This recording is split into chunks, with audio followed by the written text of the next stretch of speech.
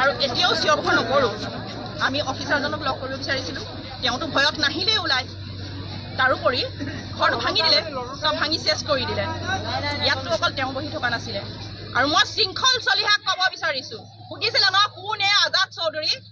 সেইজনেই হৈছে আজাদ চৌধুৰী, যিজনে আজি অতীজৰ পৰা প্ৰশাসনৰ লগত সহযোগিতা কৰি আহিছে। প্ৰত্যেকটো ড্ৰাগছৰে হওক, লাগিলে কোনোবা বেমাৰে হওক, লাগিলে কিবা যিয়ে নহওক, দুখীয়া হওক ধনী হওক, কোনোবাই বিপদ পৰে সি যায়।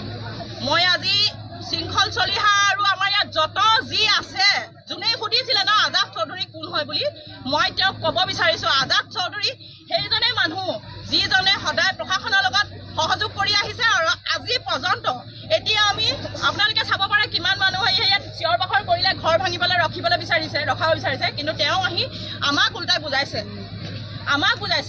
যে চিঞৰ বাখৰ নকৰিবি, ভাঙিবলৈ দে। সেইজনেই হৈছে আজাদ চৌধুৰী, বুজিলে? এতিয়া চিনি পালে, গোটেই অসমবাসীয়ে চিনি পায় তেওঁক।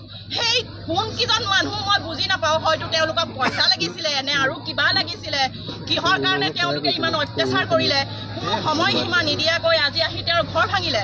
অথচ ঘৰ ভঙাৰ পিছতো তেওঁ আহি পেলাই প্ৰশাসনৰ লগতে সহযোগ কৰি আমাক এই উগ্ৰ জনতাক মনা কৰিছে, বুজাইছে চিঞৰ বাখৰ নকৰিবি, ভাঙিছে, ভাঙিবলৈ দে। প্ৰশাসনৰ ফালৰ পৰা নটিচ দিয়া হৈছিলে বুলি কৈছে। নটিচ দিয়া হৈছিলে আগতেতো, এতিয়া চবেই জানি আছে ন, এইটো কোনো লুকাই থকা নাই। কিন্তু আজি যে ভাঙিব সেইটো নটিচ দিছিলে নেকি? সেইটো দিয়া নাই। এজন ঘৰ ভাঙিব, কাৰোবাৰ ঘৰ এখন ভাঙিব, তেওঁতো কৈছিলে মই দি দিম, প্ৰশাসনৰ পৰা অৰ্ডাৰ আহিলে মই ভাঙিবলৈ দি দিম।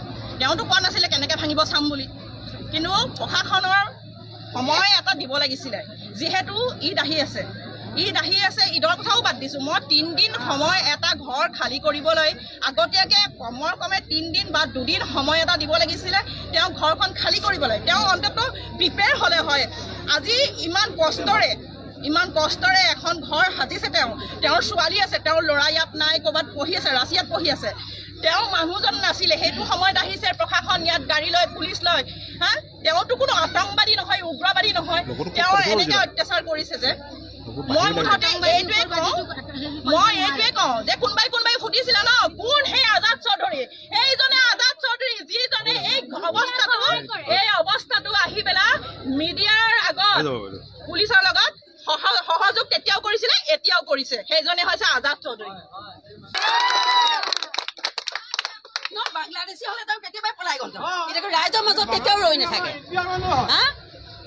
বাংলাদেশী হলে কেতিয়াও বাংলাদেশী পলাহে ইটো পলোৱা নাই, ইটো ৰাইজৰ মাজত সোমাই আছে। বাংলাদেশী হয় বুলি হৈ গ'ল। যোৱাটো অবৈধ মাটি বহুত আছে, চবতে ভাঙক, চবতে উচ্চ চলক।